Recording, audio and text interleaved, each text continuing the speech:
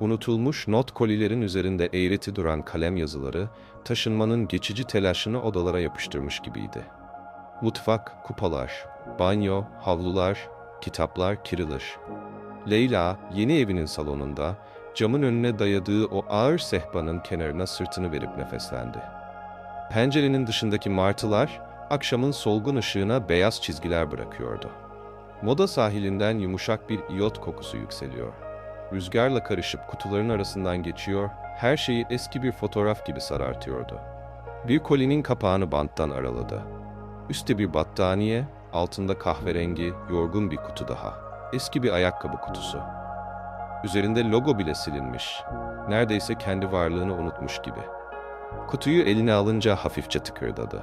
İçinde boşluk yoktu ama bir ağırlıkla da dolu değildi. İşte o hafiflik, insanın içindeki hatıra gibi, varla yok arası. Leyla bantları nazikçe söktü. Kutunun kapağı hafifçe öksürür gibi açıldı.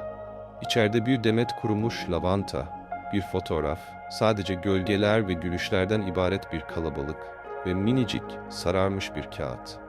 Kağıdın kenarları dalga dalgaydı. Sanki yıllar boyu saklandığı yerde nefes tutarak beklemişti. Leyla kağıdı iki parmağının arasına aldı. Yazıyı görür görmez kalbi bir an için göğsünün içinde yanlış yöne koştu. Bugünü asla unutma, tekrar görüşeceğiz. Altında tarih yoktu. İsim yoktu. Ama kelimelerin aralıklarında o çok tanıdık, temkinli eğim, harfleri yağa batırılmış gibi kararlı kılan o sabır, Leyla'yı bir anda 5 yıl geriye fırlattı. 5 yıl önceki Leyla, rastgele düşen saçlarını kulağının arkasına alırken aynı lavanta kokusunu duydu. O zamanlar Beyoğlu'ndaki o eski pasajın içindeki ufak kitapçıda part-time çalışıyordu. Renkli ayraçlar, ince defterler, taş kapaklı şiir kitapları ve Arda. Gülüşü, vitrin camındaki yağmur damlalarını temizliyordu adeta. İçeri her gelişinde kapı üstündeki minik zil bir süre daha çınlıyordu sanki. "Bugünü asla unutma," demişti Arda o son gece. "Şimdiki halimizde söz verelim birbirimize. Tekrar görüşeceğiz." Ama sözler bazen bir kapının çıtından sızan rüzgar kadar kırılgan olabiliyor. O geceden sonra Arda yok olmuştu. Bir telefon, bir mesaj, bir işaret yok. Leyla önce küsmüş, sonra endişelenmiş, en sonda sessizliğin bir türünün kabule benzediğini öğrenmişti. Şimdi, yıllar sonra, yeni evinin ortasında, sararmış kağıtta aynı cümleyi görmek. Zaman denen şey, bazen insanı büyük bir dairenin üzerine yürütüyor ve başladığı noktaya geri getiriyordu. Leyla, kağıdı dizlerinin üstünde tutarak öylece oturdu. Bu nasıl mümkün olabilirdi? Bu kutu taşınma şirketinin kutularından değildi. Hatta kendi eşyalarına ait de değildi. Bu ev daha önce kimindi? Emlakçı. Sahibinin eski bir öğretmen olduğunu, evi kısa süre önce mirasla aldıklarını söylemişti. Kutunun buraya nasıl geldiğine dair akıl yürütmeye başlamıştı ki kapı zili çaldı. Zil sesi, taze bir yarayı parmağın ucuyla yoklar gibi. Çekingen ama ısrarlı. Leyla doğruldu, kağıdı masanın kenarına bıraktı. Kapıya yürürken kalp atışları, taşınma kutularının serbest kaldığında çıkardığı bağımsız seslerle yarışıyordu. Göz deliğinden baktı ve yıllar boyunca zihninin kuytusunda bir türlü çıkışını bulamamış bir suret, camın ardındaki gerçekliğe yerleşti. Arda, çok tanıdık ama çok uzak. Yüz hatları eskisine göre daha keskin, gözlerinin çevresinde uykusuz geceleri ele veren ince çizgiler. Saçları biraz daha kısa, sakalı ince bir gölge gibi. Elinde sanki biraz önce çiçekçiden geçmiş gibi duran küçük bir buket yoktu. Elleri boştu. Üstünde siyah bir kaban, yağmur damlaları yakasına tutunmuş. Leyla kapıyı açarken nefesinin bir kısmını içeride bıraktı. "Merhaba," dedi Arda. Sesi ilk anda kırıldı. Sonra toparlandı. Bir melodinin taşlara takılıp yeniden akması gibi. Leyla merhaba diyebildi. Kelimenin ağırlığı nefesini ölçtü. Ne sorulurdu şimdi? Neredeydin mi, nasıl mı, ne mi? İnsan kalbi yıllardır beklediği bir cümleyi bulduğunda bile kelimeleri birbirine dolandırıyordu. Arda salonun yarı toplanmış haline göz gezdirdi. "Taşınma," dedi, gereksiz bir naziklikle. "Evet," dedi Leyla. "Bugün yani birkaç saat önce geldim. Henüz yerleşemedim." Arda eşikten içeri bir adım atmadı. "Biliyorum," dedi. "Bu evi, bu apartmanı tanıyorum." Leyla'nın kulaklarında bir uğultu büyüdü. "Neyi?" Arda başını hafifçe eğdi.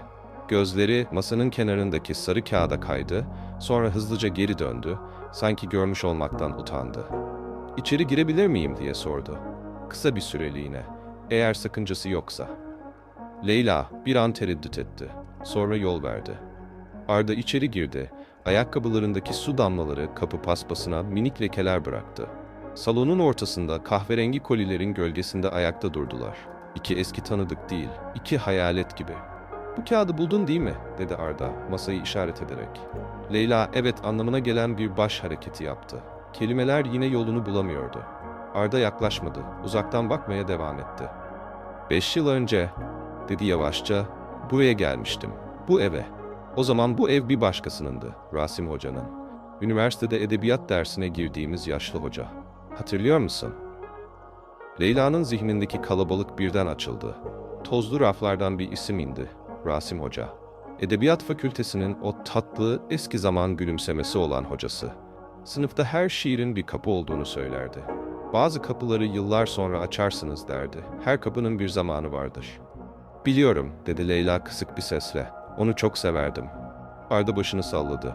"O gece, kaybolduğum gece demek istemiyorum ama senin için öyle oldu," deyip boğazını temizledi. "O gece buraya sığındım. Rasim Hoca beni dinledi. Bir gece koltuğunda yatmama izin verdi. Sonraki gün gitmem gerekti. Hoca bana bir kutu verdi. Bunu bir gün o kız bulacaksa bulsun dedi. İçine bir not bıraktım. O not." Leyla'nın parmakları istemsizce kağıdın kenarını aradı. "Neden?" diye sordu. Kelime bütün suçlamaları, merakları ve yaraları içinde taşıyordu. "Neden gittin? Neden bir şey söylemedin?" Arda nefes alıp verdi. Sanki anlatacağı şey dile gelince bir daha geri toplanamayacaktı. "Kardeşim," dedi. "Önce kardeşim. Baran." Leyla'nın gözlerinin önünde belirsiz bir çocuk silüeti oluştu. Arda'nın eskiden söz ettiği küçük kardeşi. Bir iki kez fotoğrafını göstermişti. Güleç, fazla hızlı büyüyen bir çocuk. "Baran bir belaya bulaştı," dedi Arda. "Yasak bir borç. Aptalca. Ben fark ettiğimde iş işten geçmişti.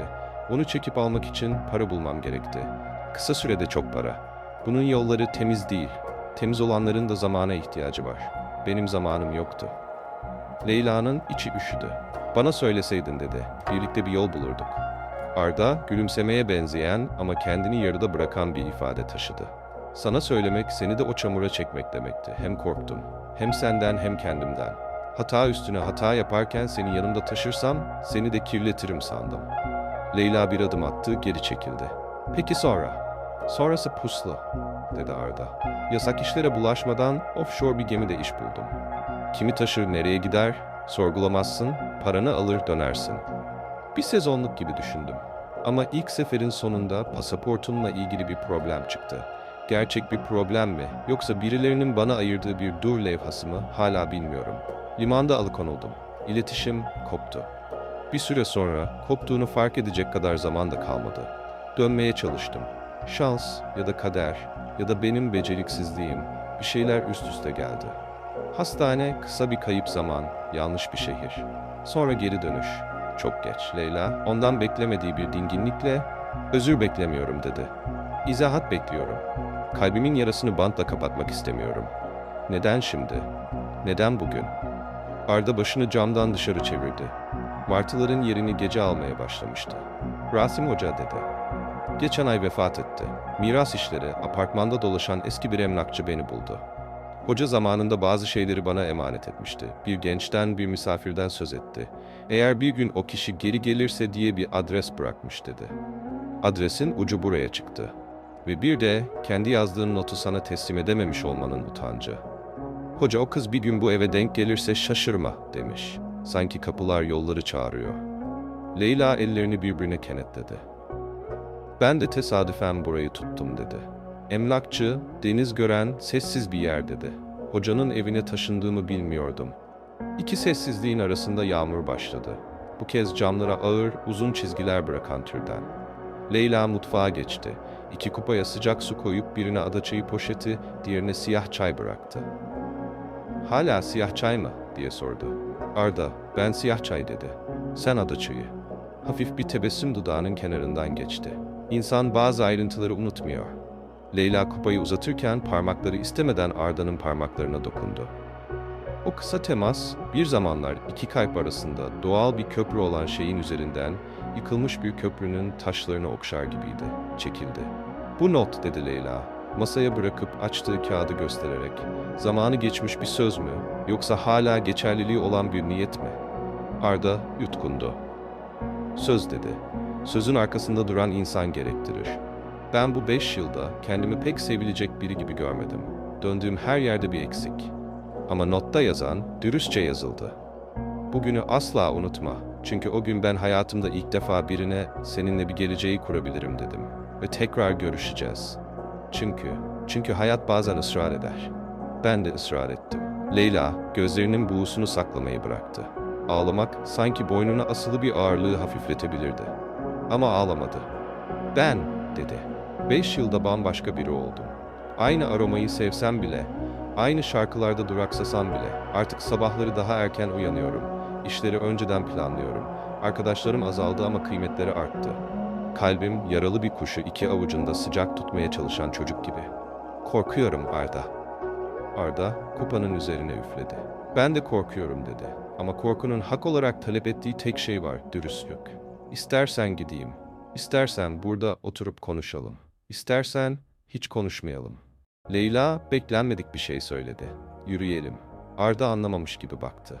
"Yağmurda," dedi Leyla. "Seninle yağmurda yürümeyi hep sevmiştim. Belki kelimeler dışarıda daha cesur olur." Ceketlerini alıp sokağa çıktılar. Modanın ara sokakları yağmurda yıkanmış, kaldırımlar suya kendini bırakmıştı. Kıyıda dalgaların kıyıya usul vuruşu, şehir seslerinin üzerinde yumuşak bir ritim tutuyordu. Adımlarının önünde sokak lambaları uzamış gölgeler çizdi. "Baran nasıl?" diye sordu Leyla. "İyi," dedi Arda. "Bir atölyede çalışıyor. Borçlar kapandı. Ona kızmadım mı? Çok kızdım. Kendime de kızdım. Ama kızgınlık suyun yüzüne bir taş atmak gibi.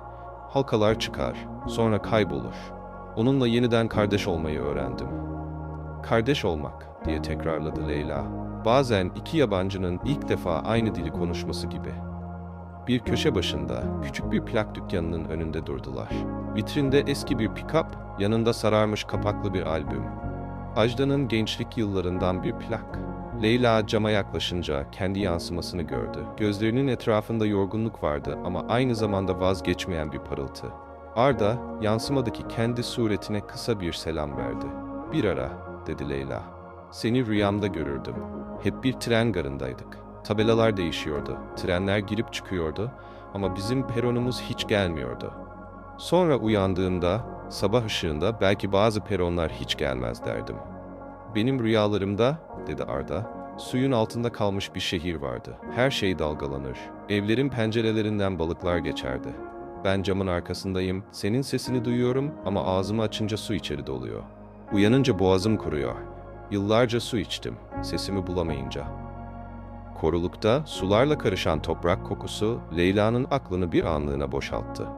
"Ben birine başladım," dedi, beklenmedik bir doğrudanlıkla. Ciddi değildi. Ya da ben öyle sanıyordum.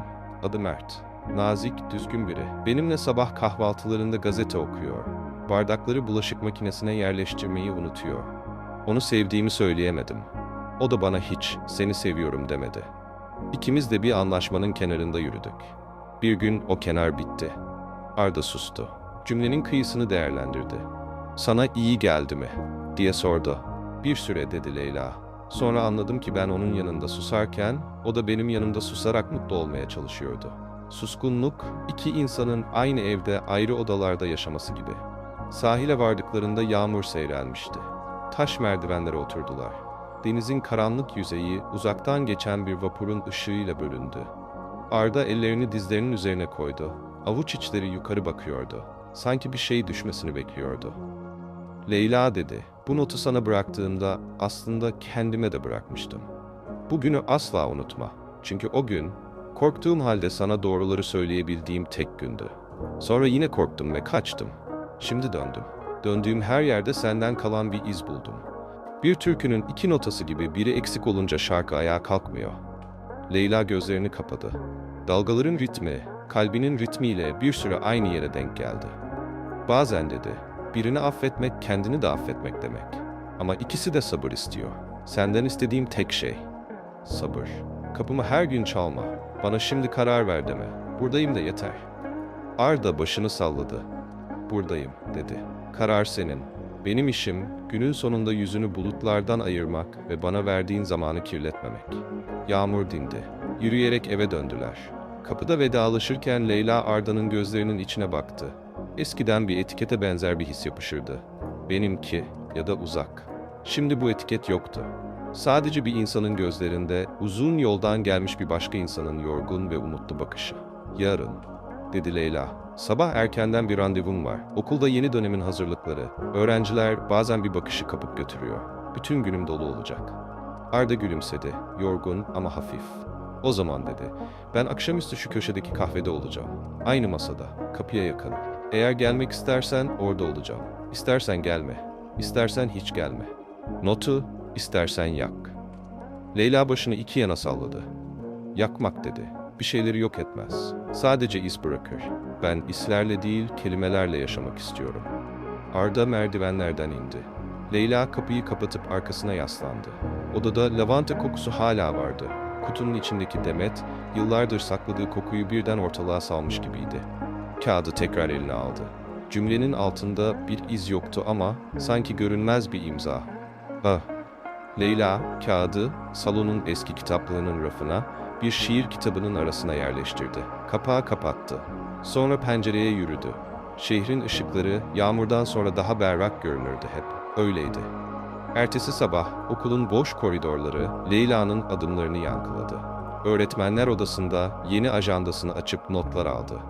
Öğrencilerin isimleri zihinlere bir süre sonra yüzler ve hikayeler ekler. Leyla her ismin yanına minik bir nokta koydu. Tanışınca renklenecek diye düşündü. Teneffüs arası kahvesini alırken kapının eşiğinde Defne belirdi. Eski arkadaşı hiç eskimeyen kahkahasıyla "Seni dün aradım." dedi. "Taşınma nasıl gitti?" Leyla dün gecenin gölgesini yüzüne vermemeye çalıştı. "Kutuların yarısı hala kapalı." dedi. "Ama fena değil." Defne gözlerini kıstı. "Bir şey var." dedi. "Sesinde bir şey var. Neyse anlatmazsan da olur. Ben öğreneceğim." Leyla gülümsedi. "Defne." dedi. Arda geldi. Defne'nin kahvesi bir anda odak noktası olmaktan çıktı, gözleri büyüdü. "Ne?" dedi. "Hayalet gibi olan, rüzgarla gelen ve sonra rüzgarla giden Arda, o Arda mı?" "Evet." dedi Leyla. "O Arda." Defne sandalyesini yakın çekti. "Anlat." Leyla anlattı. Kısaca, özden kaçmadan, detaylara boğmadan. Defne dinledi, yüzünde o çok sevdiği merhamet ifadesi. "Bazı erkekler," dedi Defne sonunda, "kendi kahramanlık hikayelerinde kaybolurlar. Ama bazen geri dönmeyi öğrenirler. Dönmek güzel bir fiil." Leyla kahvesinin son yudumunu içti. "Dönmek," diye tekrarladı. "Ama nereye?" "Bazen aynı yere," dedi Defne. "Bazen yeni bir yere. Bazen de bir insanın içindeki odalardan birine." Gün, sınıfların içinde telaşla akıp gitti. Öğleden sonra Leyla'nın zihni artık Arda'nın yüzünü değil, öğrencilerinin sorularını taşıyordu. Eve dönerken akşam hava yeniden kapadı. Köşedeki kahvenin önünden geçerken adımlarını yavaşlattı. Camın içinden bakınca, köşedeki masada bir silüet, Arda, bir defterin üzerine eğilmiş. Bir şeyler karalıyordu. Leyla kapıyı itip içeri girdi. "Geleceğini umut ettim," dedi Arda. "Beklemesini öğreniyorum." Leyla karşısına oturdu. "Ben de acele etmemeyi." Kahvelerini söylediler. Kalabalık bir anda sessizleşmedi. Kasanın zili, fincanların tıngırtısı, dışarıdaki yağmurun ince vuruşları konuşmaya katıldı. Arda defteri çevirdi, boş bir sayfa açıp ortasına küçük harflerle "Bugün" yazdı. Sayfanın üzerine kalemi bıraktı. Sanki birlikte yazmaları için bir teklif. "Bugün," dedi Leyla, "notların başına tarih atmayı öğrendiğim bir gün olabilir." Arda "Bugün," dedi, "bir şeyleri yıkmadan yeniden başlamanın mümkün olduğunu hatırladığım gün olabilir." Leyla kalemi aldı. "Bugün," diye yazdı. Bir notun kaderi değişti. Arda başını eğdi, yazıyı okudu. Gülümsedi. Kahveleri bittiğinde beslene beslene büyüyen sessizlik artık korkutucu değildi. İki insan sözleri kadar suskunluklarına da alan açmayı öğreniyordu. Leyla kalktı. "Yürüyelim mi?" diye sordu. Kaldırımlar akşamın sarı ışığında daha yumuşaktı. Leyla Arda'ya eski kitapçıyı gösterdi. Yeni sahipleri vitrine parlak oyuncaklar dizmişti. "Zaman," dedi Leyla. "Bazı raflara yeni eşyalar koyuyor. Eskiyi silmiyor, sadece arkasına saklıyor." Arda vitrine baktı. "Bir gün," dedi, "eski rafların tozunu birlikte alırız." Belki dedi Leyla. Belki de bambaşka bir raf kurarız. Tozu baştan engelleriz. Sokağın sonunda bir sokak müzisyeni yağmurdan koruduğu gitarını çalmaya başladı. Hafif, tanıdık bir melodi. Leyla durdu, melodiye kulak verdi. Bu şarkıyı dedi. O gün, hatırlıyor musun? Arda başını salladı. Unutmadım. Leyla, cebinden küçük bir madeni para çıkarıp müzisyenin kutusuna attı. Şarkı, kısa bir süreliğine daha yüksek bir neşeye kavuştu. Leyla, Arda'ya döndü. Notu yakmam dedi. Ama çerçeveletmem de. Arda güldü. Belki kitap arasında dursun dedi. Açtıkça bizi çağırır, kapattıkça saklar. Eve döndüğünde Leyla, notu sakladığı şiir kitabını yeniden açtı. Cümlenin yanına ince bir kurşun kalemle küçük bir tarih attı bugün. Çünkü bazen tarih, hatırlamanın değil, yeniden başlamanın nişanesi olurdu. Günler haftalara dönerken iki insan birbirlerine yaklaşmanın yeni dilini öğrenmeye çalıştı. Leyla, Arda'nın aniden sessizleştiği anlarda, o sessizliğin eskiden kaçış olduğunu ama şimdi bekleme olabileceğini ayırt etmeyi öğrendi. Arda, Leyla'nın gözlerinin kısa bir an karardığını görünce, kelimeleri aceleyle üst üste yığmak yerine elini masanın üzerine açık bırakarak "Buradayım" demeyi. Bir akşamüstü Leyla Arda'yı Rasim Hoca'nın eski evine çağırdı. Artık kendi evi. "Bir şeyi birlikte yapalım" dedi. "Kutudan çıkan lavantayı balkonun saksısına dikelim. Yeniden kök salmayı denesin." İkisi birlikte kuru dal parçalarını toprağa nazikçe bastırdılar. Leyla'nın elleri toprağa bulaştı. Arda, tırnaklarının kenarındaki ince toprak çizgilerini parmağının ucu ile gösterip "Hayata bulaşmak" dedi. "Böyle bir şey." Leyla gülümsedi. "Evet ve bazen hayatın sana bulaşmasına izin vermekte." İçeri girdiklerinde Leyla, salonun ortasında asılı duran boş çiviye bakıp "Buraya bir şey asmamıştım" dedi. "Belki bir gün bir fotoğraf." Durdu. "Belki bizim değil, belki bir manzara." İnsan bazen kendini bir manzaraya emanet eder. "Arda, bazen de bir notun kenarına" dedi. Leyla Arda'nın yanına yürüdü. "Arda" dedi, "senden bir söz istemiyorum. Sözlerin güzel giyinmiş korkular olduğunu öğrendim. Senden sadece küçük şeyler istiyorum. Geldiğinde kapıyı sessizce çalman, giderken gelirim demeden gitmen ve arada bugünleri yazmamız." "Arda, ben de senden" dedi. "Küçük ama ağır bir şey istiyorum. Kızarsan söyle. Yorulursan söyle. Susarsan, susmanın nedenini söyleyemiyorsan onu da söyle." Leyla başını salladı. "Anlaştık." Arda o akşam giderken kapıda bir an durdu. "Rasim Hoca'nın bir sözü vardı" dedi. "Bazı kapılar kapalı durdukça evin ısısını tutar. Bazıları ise açılmadıkça eve hava girmez. Biz hangisiyiz sence?" Leyla düşündü. "Belki" dedi, "kapının canı sıkıldıkça açılan bir eviz. Ne tamamen kapalı ne hep açık." Arda güldü. "Güzel" dedi, "kapının canı sıkılınca." Leyla kapıyı kapattıktan sonra arkaya yaslanmadı. Odayı bir uçtan ötekine yürüdü. Pencereyi araladı. Denizin kokusu içeri doldu. Bir not yıllar sonra bir eve gelmişti ve o not artık tek başına değildi. Kelimeler insanın kalbinde yan yana durduklarında bazen bir yuva kurarlar. Kimi zaman çekingen, kimi zaman cüretkar. Leyla bu kez kelimeleri ürkütmeden izlemeyi seçti. Kış İstanbul'un üstüne sessizce indiğinde lavantanın saksıdaki kuru dalları arasında incecik bir yeşil göründü. Leyla şaşırdı. "Bir mucizeye bakmak" dedi kendi kendine. Akşam Arda geldiğinde balkonu gösterdi. Arda eğilip taze filizi kokladı. "Belki" dedi, "bazı kokular önce hafızada filizlenir." Leyla bir fincan ada çayı demledi. Arda'ya siyah çay. Masanın üzerine 2 kupa, ortalarına da boş bir defter. "Bugün" diye yazdı Leyla. "Kokusunu kaybetti sandığım bir şeyin geri dönüşünü gördüm." Arda altına "Bugün beklemenin meyvesi" yazdı. Ve böylece günler notların kenarına yazılmış küçük cümlelerle büyüdü. Büyük laflara gerek kalmadan. Bir gün Leyla, kitaplığın üst rafındaki şiir kitabını indirip notu yeniden okudu. "Bugünü asla unutma. Tekrar görüşeceğiz." Notun yanına kendi küçük imzasını attı El. Sonra bir çizgi çekip altına ekledi. "Tekrar görüştük. Şimdi her günün kendine ait bir kapısı var." Leyla, şiir kitabının kapağını yavaşça kapattı. Pencerenin önünde, geceyi kesen sarı sokak lambasının altında lavantanın filizleri hafifçe titreşiyordu. İçindeki hisleri tanımlamak zordu. Ne tamamen huzur, ne tamamen karmaşa. Arda'nın varlığı, yıllar önce kapatmaya çalıştığı bir sandığın kapağını yeniden aralamıştı. İçinde sadece güzel anılar yoktu. Kırgınlıklar, Eksik cümleler ve suskunluklar da vardı. Telefonuna gelen bildirim sessizliği bozdu. Defne'den bir mesaj. Yarın akşam sahildeyiz. Gelir misin? Mert de geliyor. Leyla mesajı birkaç saniye öylece izledi. Parmakları klavyenin üzerinde bekledi. Sonra hiçbir şey yazmadan telefonu kapattı Mert. Adını düşünmek bile garipti artık. Onunla 1 yıl önce tanışmıştı. Tam da Arda'nın hayaletinin zihninde sessizleşmeye başladığını düşündüğü bir dönemde. Mert başta bir sakinlikti. Güven veren, dengeli, kestirilebilir bir sakinlik.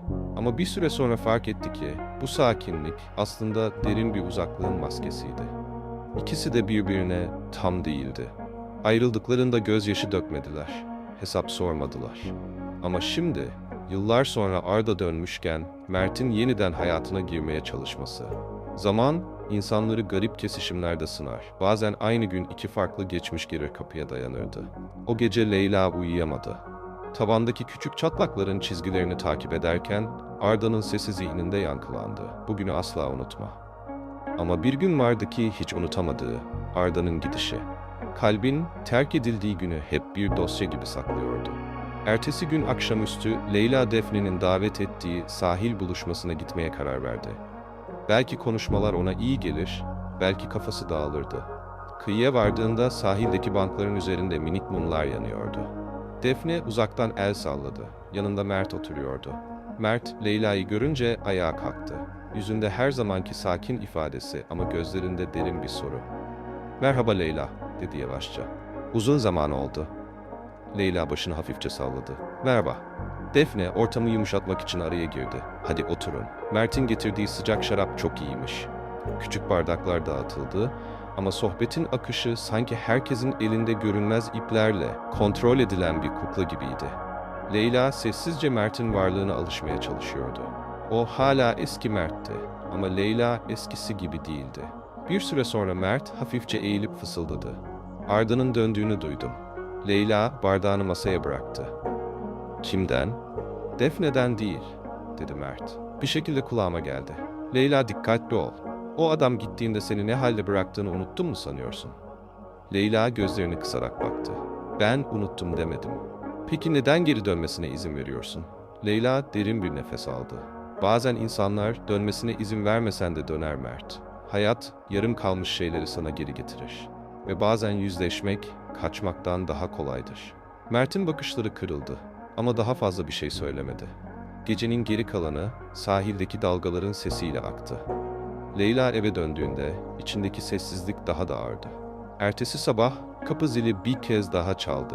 Leyla kapıyı açtığında Arda'yı değil, kısa saçlı, sert bakışlı bir kadını gördü. Elinde küçük bir zarf vardı. "Arda Bey burada mı?" diye sordu kadın. Leyla şaşırdı. "Hayır, ben komşusuyum. Siz kimsiniz?" Kadın kısa bir duraksamadan sonra "Benim adım Elif," dedi. "Arda'nın geçmişinden biriyim. Onu bulmam lazım. Önemli." Leyla'nın kalbi hızlandı. "Ne oldu, bir sorun mu var?" Elif etrafına bakındı. Sonra alçak bir sesle konuştu. "Arda'nın yıllar önce girdiği borçların tamamı bitmiş değil. Düşündüğünüz gibi değil. Bu bir tehdit meselesi. Onu bulup uyarmam gerekiyor. Yoksa o sadece kendisini değil, sizi de riske atacak." Leyla'nın zihni dondu. Arda'nın anlattığı hikayede bir boşluk vardı demek. Elif küçük bir kartvizit uzattı. "Bunu ona verin. Onu bulan hayatını kurtarır." Kadın hızla uzaklaştı. Leyla elindeki karta baktı. "Mavi Liman" yazıyordu. Altında bir telefon numarası. İçini tarif edemediği bir korku kapladı. O gün akşam Arda kahvede bekliyordu. Leyla içeri girdiğinde elinde kartı sımsıkı tutuyordu. Arda yüzüne bakınca bir şeylerin ters olduğunu hemen anladı. "Ne oldu?" diye sordu. Leyla kartı masaya koydu. "Bana bugün bir kadın geldi. Adı Elif. Borçların hala bitmediğini söyledi." "Doğru mu bu?" Arda'nın bakışları yere düştü. Sessizlik gerçeğin onayına dönüşmüştü. Leyla dedi. "Benim sana anlatmadığım şeyler var. Seni korumak için sakladım ama belki de bu daha tehlikeli oldu." Leyla gözlerini kısmadan baktı. "Gerçeği bilmeden yanında durmamamı bekliyorsun." Arda derin bir nefes aldı. "Baran'ı kurtarmak için parayı bulduğumda bazı yanlış insanlara borçlandım. O zamandan beri bu defteri tamamen kapatamadım. Ama Leyla, yemin ederim artık çıkışa çok yakınım. Bir anlaşma yaptım. Son bir görüşme, sonra bitecek." Leyla'nın sesi titredi. Bu son görüşme. Tehlikeli mi? Arda gözlerini kaldırıp ona baktı. Evet. Leyla kartı tekrar eline aldı. O zaman birlikte gideceğiz. Tek başına değil. Arda itiraz etmek istedi ama Leyla'nın bakışları 5 yıl önce bıraktığı Leyla'nın değil, bugün karşısındaki kadının bakışlarıydı. Kararlı, güçlü, aynı zamanda kırılgan ama dik durmayı seçmiş. Arda sessizce başını eğdi. "Tamam," dedi. "Birlikte." Ertesi akşamüstü Mavi Liman'a doğru yola çıktılar. Kadıköy'ün arka sokaklarında yağmurun ardından nemli asfalt parlıyordu. Liman gece ışıklarının denize vuran yansımalarıyla titriyordu. Uzakta martıların sesi rüzgarla karışıyordu. Leyla'nın kalbi her adımda daha hızlı atıyordu. Arda'nın elini tuttu. Bu eski bir alışkanlıktı ama aynı zamanda yeni bir cesaretin işaretiydi. Arda elini sıkıca karşılık verdi. Limandaki eski depolardan birinin önünde durdular. Kapının önünde 2 adam sigara içiyordu. Arda yaklaştı, biri başıyla selam verdi ve kapıyı araladı. İçeride loş bir ışık, tütün ve tuz kokusu vardı. Küçük bir masa, masanın arkasında orta yaşlı, takım elbiseli bir adam. Gözleri keskin, sesi sakin ama otoriterdi. "Arda," dedi. "Geldin demek." Arda ellerini cebinden çıkardı. "Son kez," dedi. "Borcumun tamamını ödemeye geldim." Adam bir kahkaha attı. "Paradan bahsetmiyorum. Sana verilen bir iş var." Leyla'nın kalbi buz kesti. "Ne işi?" Adam Leyla'ya dikkatle baktı. Sonra Arda'ya döndü. "Yanında birini getirmişsin. Demek ciddisin." Arda öne doğru bir adım attı. "Ne istiyorsun?" Adam hafifçe gülümsedi. "Son bir teslimat, son bir gece. Bitince sen de o da güvende olacaksınız. Ya da," başını yana eğdi, "her şeyinizi kaybedersiniz." Leyla'nın elleri titriyordu ama sesini kontrol etmeye çalıştı. "Tehditlerle güvenlik olmaz," dedi. "Bizim kendi yolumuz var." Adamın gülümsemesi kayboldu. "Leyla Hanım," dedi, "bazı yollardan geri dönüş yoktur." Depodaki loş ışıkta adamın gözleri kısa bir an Leyla'nınkilerle kilitlendi. Soğuk değildi bakışı, daha çok hesap yapan türden.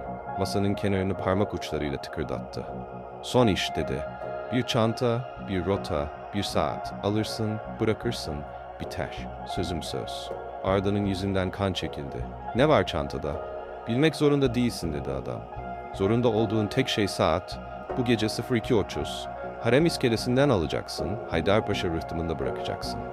2 durak arası nefes tutmak kadar kısa. Kamera yok, bağ yok. Sadece adım atman lazım. O çanta yerine ulaşırsa borcun biter. Yoksa bittiğini sanan şeyler yeniden başlar. Leyla konuştu. "Peki ya bu bir pusuysa? Onu bir hataya zorlamak istemiyorsunuz değil mi?" Adam başını yana eğdi merak eder gibi. "Siz kimsiniz?" "Ben Arda'nın son işlerinden sonraki hayatıyım," dedi Leyla. "O talep ettiğiniz kısa yolda uzun bir ömür var. Ona buna deyip değmeyeceğini sormalısınız." Adam gülümsemeye benzeyen belirsiz bir şeyle başını salladı. "İnsan sevdiği için çok şey söyler. Ama gece 2.30'da kim ne söyler bilir misiniz? Hiç. Orada kelimeler çalışmaz." Arda elini Leyla'nın elinin üstüne koydu. "Tamam," dedi. "Ben halledeceğim."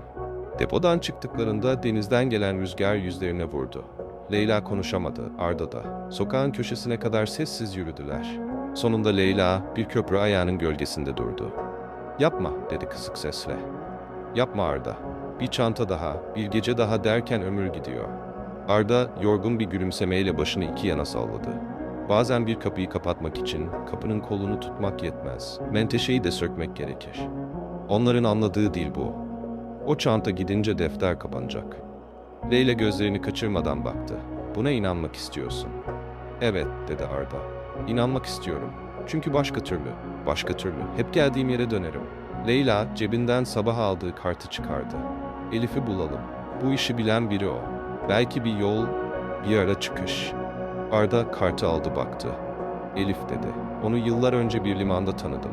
Bazı şeyleri kurtarır, bazılarına hiç bulaşmaz. Bizimkine bulaşır mı bilmiyorum."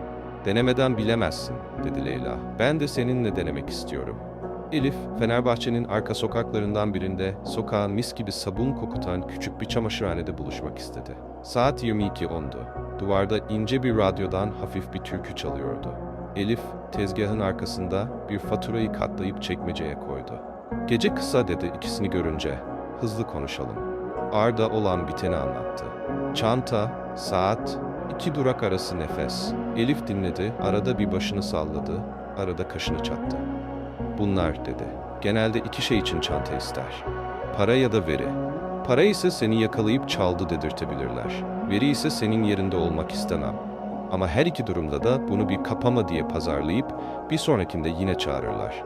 Çünkü son işi iyi beceren birine her zaman yeni bir iş verilir. Leyla'nın boğazı düğümlendi. Biliyorum dedi. Tam olarak bu yüzden çözüm istiyoruz. Elif kısa bir süre düşündü. Sonra tezgahın altından küçük bir not defteri çıkardı. Kuru bir kalem. 3 seçenek dedi. 1. Gidersin, alırsın, bırakırsın, umut edersin. Bedeli, ömür boyu tetikte kalmak. 2. Gitmezsin. Bedeli, onlar gelir. 3. Gidersin ama oyunu bozarsın. Bedeli, bir gece boyunca aklından vazgeçmen gerekir. Arda 3 dedi. Oyunu bozmak ne demek? Elif dolaba yaslandı sesini kısarak. 2 cep telefonunuz olacak. Biri onlara gösterdiğiniz, biri bizim. Giydiğin montun astarına ince bir GPS koyacağım. Çantaya değil sana. Çünkü çantayı senin elinden alacaklar ve kaybedeceğiz. Haremden alırken yakınında kim var, kaç kişi? Görmemiz lazım. Bırakırken de öyle. Sen çantayı alır almaz köşedeki büfeye gidip kağıt bir poşet isteyeceksin. Çantayı poşete koy, sıradanlaştır. Poşetin içine bizden verdiğim şu minik etki cihazını da koy, kamufle eder. Rıhtımda bırakırken 2 kez 30 metre yürü, bir kez 2 metre geri gel. Geri gelişe takılan varsa izliyor demektir. O etki cihazı bir sinyal dinler. Polis sinyali yaklaşırsa titreşim verir. Çünkü bazen onların masaldaki bilgilerle de işi olur. Titreşim yoksa demek ki resmi değil, gayri resmi bir teslim. Teslim anında yüzünü kameraya vermezsin. Başını eğ, bir soruları olursa kekele. Korktuğunu sansınlar. Sen de kork. Leyla tedirgin oldu. Polise haber veremiyor muyuz? Elif Leyla'ya uzun uzun baktı.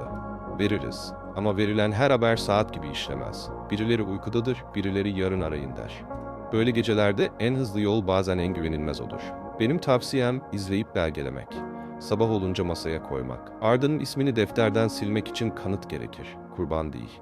Arda derin bir nefes aldı. Tamam, yapacağız. Elif küçük bir kutu uzattı. İçinde çakmak boyunda bir cihaz, yanında 2 ince telefon ve mont astarına tık tık oturacak küçücük bir GPS. Bunları senden geri almayı unutma dedi. Gözleri Leyla'ya döndü. Sen de ondan ayrılma. Onun aklı kayarsa senin sakinliğin lazım. Leyla başını salladı.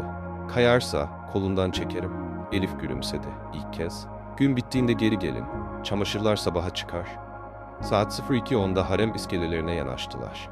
Gece bir tuhaf berraktı. Sokak lambaları uyuyan bir şehrin soluklarını sayar gibi.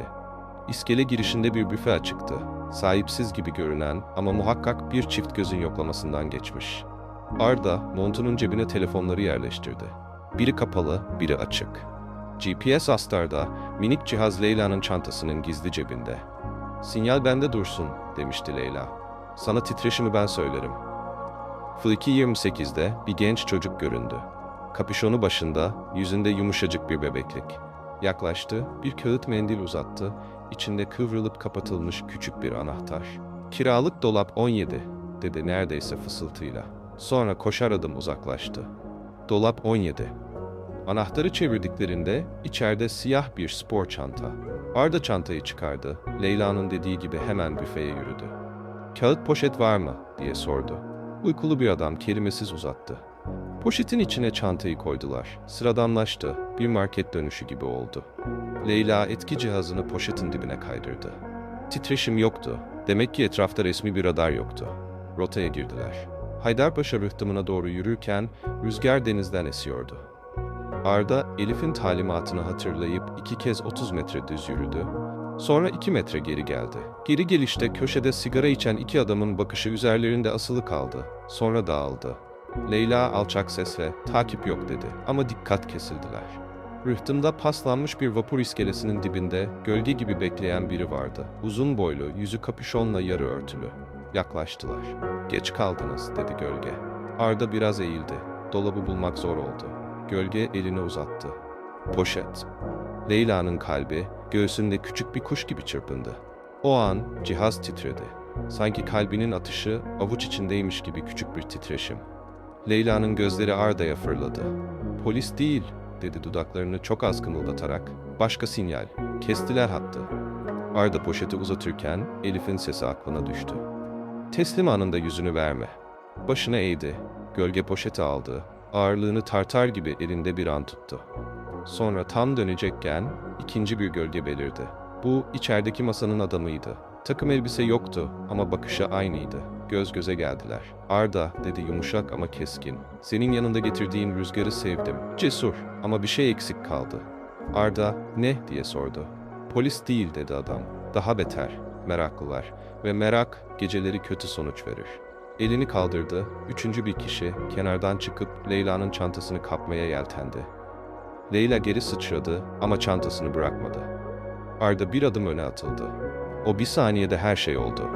Adamın bileği Leyla'nın çantasına asıldı. Leyla çantayı kendine çekti. Bilekte bir klik sesi. Yerinden hafif çıktı, adam küfretti. Gölge elindeki poşeti koltuğunun altına sıkıştırıp koşmaya başladı. Arda bir refleksle peşine atıldı. Haydarpaşa'nın karanlık taşlarında iki gölge birbirini kovaladı. Leyla'nın kulaklarında dalgaların sesi büyüdü. Cihaz yeniden titredi. Bu kez ardı ardına. Elif'in başka sinyal dediği şey bir tür jammer olmalıydı. İletişim hatlarını bozan, kimsenin kimseyi duymamasını sağlayan bir uğultu. Leyla ikinci telefonun ekranına baktı. Çekmiyordu. "Arda," diye bağırdı. Sesi denizin üstünde kırıldı. Arda köşe dönüşünde gölgeye yetişti. Poşeti tutup kendine çekti. Gölge bir an sendeledi, sonra elini Arda'nın omzuna bastırıp onu duvara yapıştırdı. Çakıl taşları sırtını çizdi. Arda yumruğunu kaldırdı ama indirirken kendi geçmişine vuruyormuş gibi bir ağrı hissetti. Sanki 5 yıl bir yumruğun içinde toplanmıştı. O sırada bir düdük sesi. Polis düdüğü değil, bir bekçi düdüğü. Gölge irkildi. Poşeti Arda'nın kollarından sıyırıp geceye karıştı. Arda peşinden atılacakken Leyla kolundan yakaladı. "Bitti," dedi nefes nefese. "Bu kadar. Bizi kenara çekmek istiyorlar. Kalırsak batacağız." Arda derin bir nefes alıp geri çekildi. Adamların ilki masadaki uzaktan bakıyor. Yüzünde yine o hesap yapan ifade. Leyla gözlerini ondan ayırmadı. Korkunun üstüne ikinci bir bakış ekledi. Meydan okuyan. Adam başını çok az eğdi. Sanki devamı gelir der gibi. Sonra kayboldu. Elif'in çamaşırhanesine döndüklerinde sabaha karşı 3'ü yeni geçmişti. Radyoda aynı türkü daha kısık. Elif onları kapıda karşıladı. "İyi misiniz?" Leyla başıyla "Evet," dedi. Arda konuşamadı. "Cihaz?" diye sordu Elif. Leyla çantasından çıkardı. 2 kez titredi. Jammer vardı, poşet gitti. Elif cihazı eline alıp kenardaki masaya bıraktı. "Tamam," dedi. "Bu 2 şey demek. 1. Resmi hatlar devre dışı bırakılmış. 2. Siz hedef seçildiniz. Seviyorlar son işi. Yarın öğlene doğru bir telefon gelir. Devamı derler. İşte o telefon sizin hayır deme telefonunuz. Ama hayır demek yetmez. Kanıt lazım." Arda masanın kenarına oturdu, avuçlarını dizlerine bastırdı. "Kanıt yok." "Elif, var," dedi. Leyla'nın gözü. "Senin sırtındaki çizik." Jammer'ın bu modeli menzilde aktifken kayıt dışı bırakır ama kendi içinde mikrolog tutar. Cihazın içindeki hafıza bize zaman damgalarını verecek. Çocuğun verdiği dolap numarasının anahtarında parmak izi olabilir. Büfenin kamera kör noktası sanıyorsunuz ama ışık bir yerden sızar. Yani parça parça bir resim var. Onu bir araya getirmek gerek. Leyla Elif'e baktı. "Peki sonra?" "Sonra," dedi Elif. "Rasim Hoca'nın bir öğrencisine gideceğiz." Leyla kaşlarını kaldırdı. "Kime?" "Elif," dedi Arda şaşkınlıkla. "Kimden söz ediyorsun?" Elif dolaptan küçük bir zarf çıkardı. Zarfın üstünde zarafetiyle tanıdık bir el yazısı. "Rasim Hoca'nın." "Siz sanıyorsunuz ki hoca sadece şiir okurdu," dedi. "O şehrin bazı kapılarını da tanırdı. Vefat etmeden önce geri dönerlerse bunu ver," dedi. "Siz geri döndünüz." Zarfı Leyla'ya uzattı. Leyla elinin titrediğini fark etti. Zarfı açtı. İçinde tek sayfa kıvrılmış. Kağıtta şu yazıyordu: "Sevgili Leyla ve Arda, kapılar bazen içeriden açılır. Siz dışarıdan çok uğraştınız. Artık içeriden arayınız." Üsküdar sahilde Balmumcu Sokak 11, zemin kat. Orada bir çerçeveci var, Fazıl. Ona gölgeyi ışığa çeviren cam deyin. Arda kağıdı elinde çevirdi. Gözlerine kan yürür gibi bir umut girdi. "Hoca," dedi kısık sesle. Leyla kağıdı dikkatle katlayıp cebine koydu. "Gidiyoruz." Elif saatine baktı. "Şimdi değil. Uykuya benzeyen bir ara verip sabah ışığında gideceğiz. Gecenin içinden konuşulanlar, gündüzün kulağında başka çalar." Üsküdar sabahın ilk ışıklarında süt gibi bir bulutun altındaydı. Balmumcu Sokak 11, zemin katta, vitrini sarı ışıklarla süslenmiş küçücük bir dükkan buldular. Çerçeveci Fazıl. Kapıyı itince yukarıdaki küçük zilden eski bir şarkı gibi bir tınlama. Tezgah arkasında beyaz saçlı, ince bıyıklı, tığ gibi bir adam. Gözlüklerini burnunun ucuna indirip baktı. Buyursunlar. Leyla hocanın notundaki cümleyi söyledi. Gölgeyi ışığa çeviren cam. Fazıl'ın dudaklarının kenarı kıpırdadı. Hoca dedi. Hoca iyi insandı. Buyurun şu tarafa. Dükkanın arka tarafına çerçeve kalıplarıyla dolu dar bir koridora geçtiler. Fazıl duvardan düz bir çerçeve aldı, arkasını çevirdi. Arka kapakta çıplak gözle fark edilmeyen ince bir bölme vardı. Bölmeyi açtı, içinden 3 şey çıkardı. Eski bir fotoğraf, küçük bir USB bellek ve bir not. Not kısaydı. Görüntüler camın ardındadır. Notları da çerçevesiz okuyun. USB belleği avuçlarında tarttılar. Leyla, ne var bunda? Diye sordu. Fazıl, çerçeveye yakalanmayan şeyler dedi. Hoca, bazı rıhtımları severdi. Bazılarını hiç sevmezdi. Sevmemek, bazen bakmak demektir. Elif, bilgisayara ihtiyacımız var dedi. Fazıl masanın altından tozlu ama çalışan bir dizüstü çıkardı. USB'yi taktılar. İçinde bir dizi video dosyası, tarih ve saatlerle isimlendirilmiş. Leyla'nın parmakları titreyerek ilk dosyayı açtı. Haydarpaşa rıhtımı, gece. Eliyle ağzını kapadı. Açılar farklı, görüntü net değildi ama yeterliydi. Adamlar, çanta, poşet, gölgeler, zaman damgaları, onların yürüdüğü rota. Hatta büfenin içinden bir açı, büfeci meğer hocanın öğrencisiymiş gibi. Elif monitöre iyice yaklaştı. Bu yarım asırdır yapılmayan bir iyilik dedi. Hoca resmen geceyi çerçevelemiş. Arda'nın boğazı düğüm düğüm. Peki şimdi? Elif USB'nin bir kopyasını aldı. Şimdi 2 şey yapacağız. 1, bir savcıya doğru yoldan ulaştıracağız. 2, o telefon geldiğinde hayır diyeceğiz. Ama bir daha arayamasınlar diye. Numaralarını, yerlerini, sözlerini masaya koyacağız. Leyla, onlar cayarsa diye sordu. Ya, son iş yerine son hesaplaşma derlerse? Elif gözlüğünü düzeltti. O zaman artık sadece sizin değil, bu şehrin de meselesi olur. Ve mesele büyüdüğünde yalnız olmazsınız. Fazıl tezgahın üzerinden küçük bir çerçeve uzattı. Bunu alın dedi. Boş. İçine istediğinizi koyun. Boş çerçeveler geleceğin fotoğraflarını çağırır. Leyla çerçeveyi aldı. İçinden bir rüzgar geçti sanki. Telefon öğleye doğru çaldı. Ekranda numara yoktu. Arda, Leyla ve Elif'le birlikte çamaşırhanenin arka odasındaydı. Elif başıyla aç dedi. Arda alo dedi. Karşıdaki ses, masadaki adam. Geceyi hızlı koştun çocuk. Poşeti kaçırdın ama koşunu sevdik. Akşam görüşelim, yeni bir rota. Arda Leyla'nın gözlerine baktı. Leyla çok küçük bir baş hareketiyle hayır dedi. Arda hayır dedi. Bitirdim. Ahize'de kısa bir sessizlik, sonra bir kahkaha. Bitirmezsin. Size bir not bırakıyoruz. Bugünü asla unutma demiştin ya. Unutma. Çünkü biz unutmuyoruz. Arda'nın yüzü kasıldı. Elif elini uzattı, yeter der gibi. Arda aramayın dedi ve kapattı. Elif telefonu alıp tezgaha bıraktı. Basit tehditler. Söz söyleyene değil, sözü söyletene bakın. Sözün kendisi korkuya çalışır ama korku tek başına iş bitiremez. O akşamüstü Fazıl'ın verdiği USB'nin kopyası güvenilir bir kanala teslim edildi. Elif, tanıdığı bir gazeteciye sadece arşiv demekle yetindi. Savcılığa ulaşacak kısmı ise başka bir temiz hat üzerinden aktı. Şeyler hareketlenmeye başladı. Hiçbir şey patlamadı, büyük manşetler atılmadı, sirenler çığlık çığlık çalmadı. Ama birileri yer değiştirdi. Bazı kapılar sessizce kilitlendi. Bazı telefonlar bir daha çalmadı. Günler sakinleşmeye başladığında Leyla ve Arda kendilerine ait küçük ritüeller kurdular. Akşamüstleri kahve kupalarının kenarına bugün yazıp altına tek cümlelik notlar düşmek. Sanki kalbin tekrar yazmayı öğrenmesi gibi. Balkondaki lavanta soğuklara inat yeşerdi. Leyla öğrencileriyle yeni bir öykü ünitesine geçti. Sınıfta not ve hafıza üzerine konuştular. Bir cümle dedi çocuklara, bazen koca bir yola dönüşür. Mert birkaç kez aradı. Mesajları nazik, tutarlıydı. Leyla her seferinde konuşmanın bir yerinde durdu. Sonunda Mert kısa bir sesli mesaj bıraktı. Sana kızgın değilim. Senden bir şey de istemiyorum. Sadece bil ki huzur sandığın bazen eksikliktir. Ama bir gün bir masada oturursak adını tekrar söylemek isterim. O kadar. Leyla o sesli mesajı sakladı. İnsan iyi veda etmeyi de öğrenmeli, dedi Defne'ye. Defne onu sımsıkı kucakladı. Öğreniyorsun. Bir akşam Arda elinde bir zarfla geldi. Rasim Hoca'nın evraklarından dedi. Fazıl bulmuş, bana verdi. Zarfı açtılar, içinde hocanın el yazısıyla bir mektup. Leyla, Arda, öğrencilerime hep şunu söyledim. Vaktinde açılmayan kapıyı, vaktinden önce zorlamayın. Ama bazen kapı olmaktan sıkılır, perdeye dönüşür.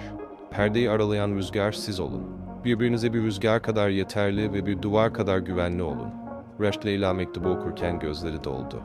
Arda mektubun kenarını okşadı. Rüzgar dedi ve duvar.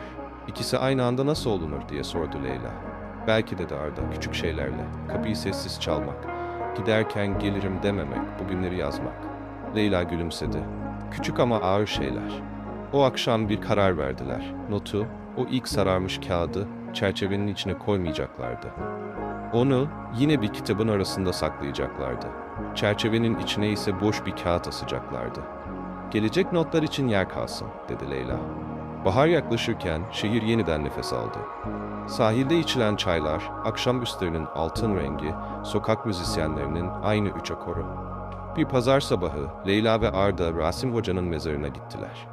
Küçük bir lavanta demeti bıraktılar, toprağı düzelttiler. Arda mezar taşının önünde fısıldadı. Hoca, biz rüzgarı da duvarı da öğreniyoruz. Dönerken Leyla'nın telefonu çaldı. Numara kayıtlı değildi. Açtı. Leyla Hanım, dedi karşıdaki ses. Ben savcı. Dosyanızla ilgili değil, şehrinizle ilgili. Sizin verdiğiniz, size verilen görüntüler bazı yerlere nefes aldırdı. Teşekkür etmeye cesaret edemem ama söylemek istedim. Korkunuz boşa gitmedi. Leyla kısa bir an sustu. Korkumuz vardı dedi ama daha çok sabrımız vardı. Telefon kapandı. Arda ne dedi diye sordu. Şehrin bir yerinde dedi Leyla. Bir kapı içeriden açılmış. O geceden sonra Arda uzun aralıklarla kendi geçmişinin bıraktığı küçük gölgelerle vedalaştı. Baran'la daha sık görüştüler. Genç çocuk atölyedeki ellerini gösterdi. Nasır tutmuş ama gururlu. "Ağabey," dedi, "bazen bir çantayı taşımamak en büyük işmiş." Leyla, balkondaki lavantayı daha büyük bir saksıya aldı. Toprağı elleriyle ufalayıp yeni kökleri nazikçe yerleştirirken Arda içeriden defteri getirdi.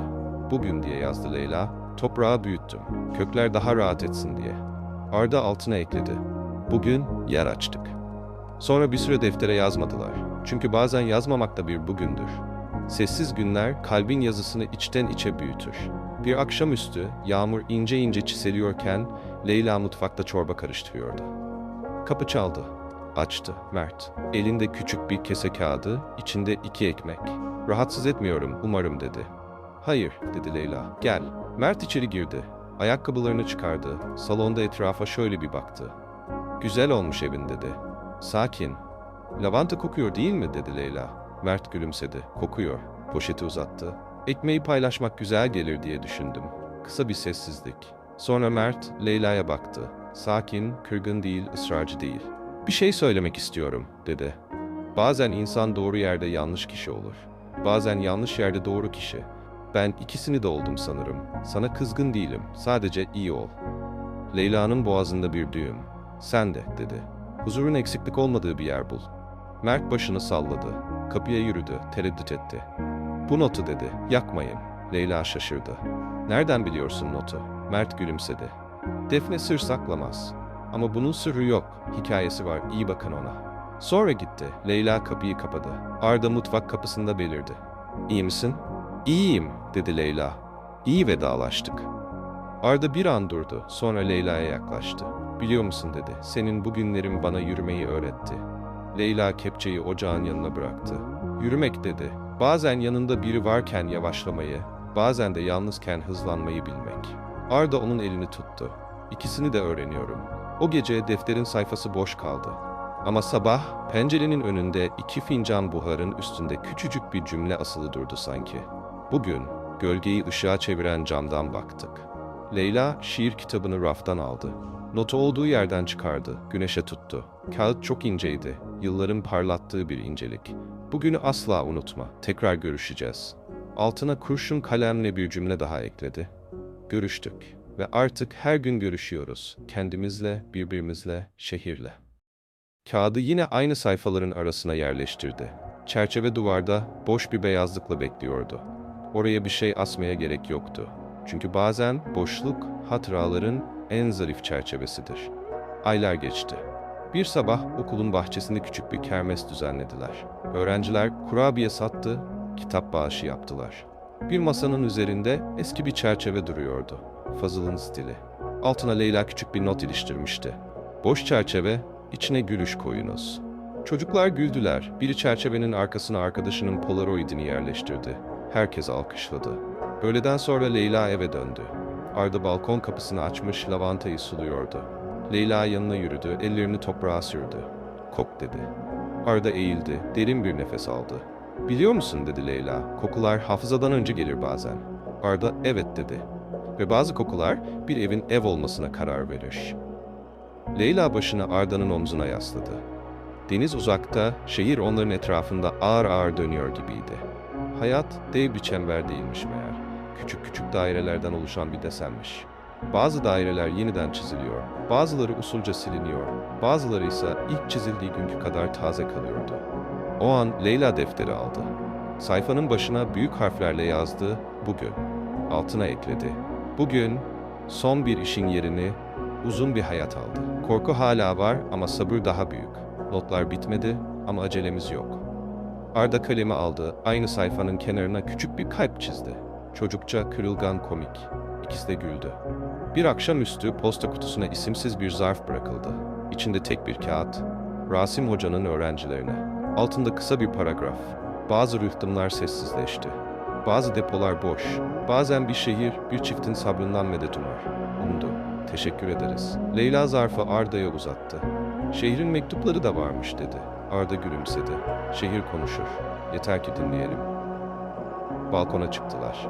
Akşam gökyüzünü morla pembenin arasında bir yerlere boyamıştı. Lavanta rüzgarda ince ince salınıyordu. Leyla içeri girip şiir kitabını getirdi. Notu bir kez daha eline aldı. Sonra ilk kez onu çerçevenin yanına, duvara küçük bir iğneyle tutturdu. Camın içine değil, yanına, nefes alabileceği bir yere. Çerçeveye koymuyoruz dedi. Ama duvar boş kalmasın. Arda başını salladı. Duvar hatırlasın. Ve hatırladı. O günden sonra kapı bazen kendi kendine aralandı. Bazen sabahları erken, bazen geceleri geç. Kapının canı sıkıldıkça açıldı. İçeri deniz kokusu doldu. Çay dumanı, defter sayfalarının hışırtısı. Bazen de sadece sessizlik, iyi türden. Leyla ve Arda her bugünün kenarına küçük bir tarih düştüler. Çünkü yeniden başlamak tarihsiz kalınca unutuluyordu. Ve unutmakla bağışlamak arasındaki ince çizgiyi tarihler taşıyordu. Bir gün defter bitti. Son sayfaya ikisi birlikte yazdılar. Yarın yer açtık. Defteri kapattılar. Yeni bir defter aldılar. İlk sayfaya hiç süslemeden bugün buradayız ve buradaydılar. Defteri kapatıp rafa bıraktıklarında akşam çoktan indi. Leyla uyumadan önce kitaplığın önünde kısa bir süre durdu. Not duvarda, çerçevenin yanında, ince bir iğneyle tutturulmuş haliyle nefes alıyor gibiydi. Yanından geçerken parmak uçlarıyla kenarını düzeltti, kağıdın lifleri sıcak bir ten gibi hissettirdi. Yarın yer açtık diye fısıldadı kendi kendine. Sonra ışığı söndürdü. Ertesi sabah okulda beklenmedik bir hareketlilik vardı. Müdür yardımcısı kapı kapı geziyor. İlçe yarışması için kısa öyküler toplanacak. Öğrencilere duyurun, diyordu. Leyla sınıfa girince çocuklar sanki bir kutuyu aynı anda açmış gibi konuşmaya başladılar. Hocam tema ne olacak? Hocam ödül var mı? Hocam kelime sınırı. Leyla kalemini tahtaya dayadı. Tema dedi. Bir cümle. Bugünü asla unutma. Herkes bu cümleyle başlasın. Ama hikaye nereye isterse oraya gitsin. Unutmakla hatırlamak arasında bir yer arayın. Bir köşede sessiz oturan, son 2 aydır zor açılan bir çocuk vardı. Kaan. Parayı, gürültüyü, vazgeçmeyi erken tanımış çocuklardan. Leyla yanına çömeldi. Yazmak istemiyorsan çizmeyi dene dedi. Cümleyi çiz. Kaan başını kaldırıp gözlerinin içiyle baktı. Cümleyi çizebilir miyim? Çizebilirsin dedi Leyla. Cümleler bazen resim olmak ister. Günün sonunda çocuklar kağıtlarını bıraktılar. Kaan'ın kağıdında bir kapı çizilmişti. Kapının eşiğinde minik bir not. Bugünü asla unutma. Kapının ardı ise boş ama boşluğun içine çok az, belli belirsiz mor bir leke sürülmüştü. Leyla o lekeye bakarken mor bir akşama, bir lavanta kokusuna, bir rıhtım gölgesine gidip geldi. Kağıdın kenarına çok ufak bir yazı ekledi. Moru kim koyduysa iyi ki koymuş. Akşam eve döndüğünde Arda balkonda sandalyesini güneşe çevirmiş, bir defterin üzerine eğilmişti. Leyla sessizce yanına oturdu. "Ne yazıyorsun?" Arda gülümsedi. "Bir iş başvurusu. Fazıl'ın tanıdığı bir atölye var. Çerçeve değil ama ahşapla çalışıyorlar. Eller nasır tutacak ama gece rahat uyuyacaksın," dedi. "Denemek istiyorum." Leyla'nın içi ısındı. "Yarın gönderelim," dedi. "Bugünün altına yazalım." O gece deftere şu cümle geçti: "Bugün ellerin neyle yorulacağını seçtik." Bir iki hafta boyunca her şey küçük kararların ritminde aktı. Arda atölyeye deneme gününe gitti. Akşam geldiğinde palmiyelerin gövdesi gibi tozlu ama yüzü aydınlıktı. "Sert ama adil bir usta," dedi. Cümleleri kısa kuruyor. Olur diyor ya da olmaz. Olana da, olmayana da itiraz etmiyor. Leyla güldü. "İtirazsız adalet," dedi. "Bana iyi gelirdi." Elif zaman zaman uğradı. Çamaşırhanede arka tarafta birlikte çay içtiler. Bir akşam eli boş gelmedi. Küçük, buruşturulmuş bir fotoğraf bıraktı masaya. Haremdeki dolapların olduğu koridoru gösteriyordu. Fotoğrafın sağ alt köşesinde tarih, gecenin tarihi. "Bu, büfecinin eski tarz makinesinden," dedi. "Birileri hala tek tıkla gerçeğin bir parçasını yakalamayı seviyor. Savcılık dosyasına girenlerden biri bu olacak." "Peki onlar?" dedi Arda. Masadaki adam, gölge, "Ne oldular?" Elif onu sikti. "Bazen şehrin suyu temizlenirken tortu yer değiştirir. Bir yere çökerler ama bir gün birileri o tortuyu da kaldırır. Sizin payınıza düşen kadarını aldınız. Gerisi kolektif iş." Leyla Elif'e baktı. "Senin payın?" Elif fincanın kulpuyla oynadı. "Benim payım bir sonraki çamaşırı yıkamak. Her gün akşama birikiyor, yıkayıp asıyoruz." Gülümsedi. "Siz lavantayı sulayın yeter." Elif kapıdan çıkarken Leyla onu durdurdu. "Bir gün," dedi, "kendi notunu da yaz. Çerçeveye koymasan da olur." Elif gözlerine ince bir şaka çizgisi yaydı. "Ben notu çamaşır ipine asarım," dedi. "Rüzgar okur." Arda atölyeye kabul edildi. İlk ayın sonunda avuç içleri nasır tuttu gerçekten. Ama akşamları o nasırların içinde yepyeni bir yumuşaklık vardı. Leyla bazen parmak uçlarını alıp avuçlarının çizgilerini yokladı. Arda ürperdi. "Ellerin haritası değişmiş," dedi Leyla. "Yeni yollar açılmış." "Eski kestirmeleri kapattım," dedi Arda. "Köprüleri de yıktım. Sular normal aksın." Baran bir pazar kahvaltısına geldi. Masada zeytinler parlak, domatesler şekerliydi. Baran çekingen ama gururluydu. "Abi," dedi, "bazen insan aynı evde iki kişi olabiliyor mu? Ben atölyede çalışırken iki kişiyim sanki. Biri geç kalmış, biri yetişmeye çalışan." Arda yanıtı ararken Leyla söze girdi. "Olabiliyor," dedi. "İki kişi olmanın tek şartı ikisinin de aynı bugüne gelmeyi istemesi." Baran başını salladı. "İkisine de çay koyuyorum," dedi. Güldüler. Bir akşamüstü Defne telaşla aradı. "Okulda bir sergi yapılıyor," dedi. "Öğrenci işleri. Seninkiler çok iyi. Kaan'ın işi özellikle gel gör." Sergi salonunda duvarlara tutturulmuş kağıtlar, kartonlar, küçük heykeller vardı. Leyla, kalabalığın arasından sınıfının işlerini buldu. Kaan'ın çizimi büyütülmüş, çerçevelenmişti. Eşiğinde minik bir not olan kapı ve kapının ardındaki o mor leke. Altına bir cümle eklenmişti. "Bugünü asla unutma, çünkü yarın mor olur." Leyla'nın gözleri doldu. Kaan köşede ellerini cebine sokmuş, koca insan kılığına girmeye çalışan bir çocuk gibi duruyordu. Yanına gitti. "Mor nereden geldi?" diye sordu. Kaan omzunu silkti. "Annemin eski bir fuları vardı. Yırtıktı. Onu annem saklardı. Yırtık yerini mor iplikle dikmiş. Ben onu çizerken mor bitti." Leyla bir an konuşamadı. Kaan'a sadece sarıldı. "Yarışmaya gönderiyoruz," dedi. "Kazansın ya da kazanmasın. Bu çizim kendi cümlesini bulmuş." O akşam Leyla deftere yazdı. "Bugün morun nereden geldiğini öğrendim." Arda altına ekledi. "Bugün yırtık yerler güçlü dikildi."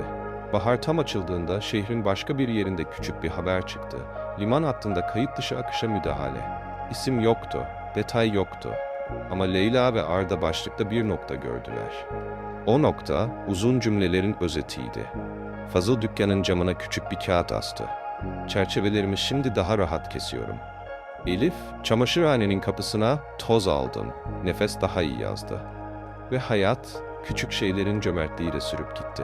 Bir yaz akşamı, güneş batarken Arda Leyla'yı moda sahilinde eski taş basamaklara götürdü. Yanında ne buket vardı, ne büyük bir jest. Cebinden küçük, kıvrılmış bir kağıt çıkardı. "Sana bir şey göstermek istiyorum," dedi. Leyla kağıdı açtı. içinde tek bir cümle. Bugünü asla unutma, çünkü bir gün tekrar görüşeceğiz Leyla. Kağıdı elinde tuttu. Bu ne peki dedi, sesi titreyerek. Arda cebinden ince bir iplik çıkardı. Mor, bir yüzük parasına ayırdığım her şey, dedi gülerek. Ustadan kalma bir incelik. Ama ben başka bir şey düşündüm. Yüzüğün metalini sonra buluruz. Şimdi önce kelimeyi bağlamak istiyorum. Mor ipliği Leyla'nın yüzük parmağına 2 kez doladı. Nazikçe düğüm attı. Kabul edersen bu günleri birlikte yazalım. Resmisini, gayri resmisini sonra konuşuruz. Ama niyetimiz açık, söz değil, hareket. Leyla'nın gözlerinden yaşlar aktı. Mor ipliğe baktı, sonra Arda'ya. Söz istemiyorsun, hareket istiyorsun dedi. Ben de senden hep küçük ama ağır şeyler istemiştim. Bu ikisi birden. Arda titrek bir nefes aldı. Evet. Leyla başını salladı. Kabul. O gece deftere sadece bir tarih yazdılar, cümle değil. Çünkü bazen cümleye ihtiyaç kalmaz. Tarih kendi kendine konuşur. Evde hazırlıklar sessiz ve ince ilerledi. Resmi bir nikah, büyük bir düğün değil. Kelimelerin ve birkaç insanın eşlik ettiği küçük bir tören hayal ettiler. Defne, pastayı ben hallederim dedi. Fazıl, çerçeveyi ben getiririm dedi. Elif, çamaşırları ben asarım dedi. Baran, abi takım elbiseni ben ütülerim dedi. Ve gerçekten tertemiz yaptı. Nikah günü belediyenin küçük salonunda görevli cümlelerini hızlı okudu. Evetler sade ama doluydu. Şahit olarak Defne ile Fazıl imza attılar. Çıkışta Elif sessizce Leyla'nın kulağına eğildi. İpleri çöpe atma, mor iplikleri sakla. Leyla gülümsedi. Eve döndüklerinde duvardaki çerçevenin yanına yeni bir kağıt astılar. Üzerinde tek kelime, buradayız. İlk gecenin sabahında Leyla balkonda lavantaya su verdi. Toprak suyu içine alırken eskisinden daha derin bir koku yükseldi. Arda 2 fincanla geldi, birini Leyla'nın önüne koydu. "Bugün?" diye sordu. Leyla defteri açtı. "Bugün kısa cümleler uzun ömürlüdür." yazdı. Arda altına, "Bugün mor iplik düğüm değil bağıymış." ekledi. Güz geldi. Rüzgar sertleşti ama ışık daha nazik vurdu duvarlara. Bir akşamüstü kapı çaldı. Leyla açınca karşısında, yıllar önce depoda ilk gördükleri o masadaki adamı bulacağını sandı. İçinde ince bir ürpertiyle. Ama kapıda farklı biri vardı. Genç bir kadın, çenesinde yara izi, elinde sarı bir plastik dosya. "Leyla Hanım," dedi. Adım Zeynep. Savcılık kaleminden geliyorum." Dosyayı uzattı. İçinde çok teknik ve soğuk görünen evrakların arasında küçük bir not sıkıştırılmıştı. "Bazı kapılar içeriden açıldı, kent adına." Leyla derin bir nefes aldı. Zeynep çekinerek gülümsedi.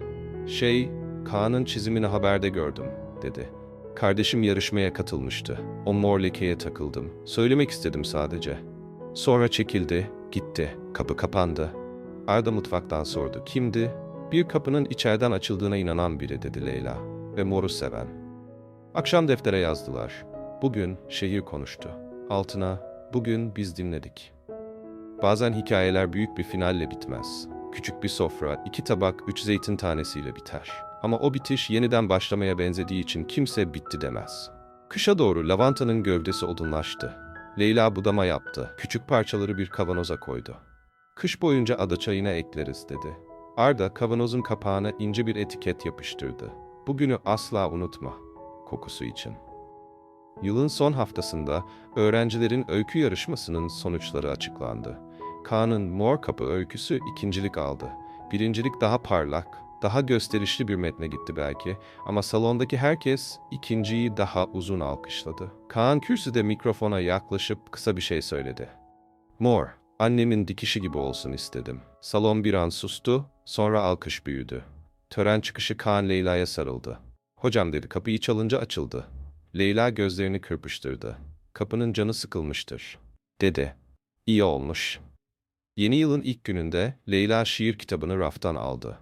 O ilk, sararmış notu son kez eline aldı. Son kez, yani onu artık tek bir kağıt olmaktan çıkarıp bir bütünün parçasına dönüştürmek üzere.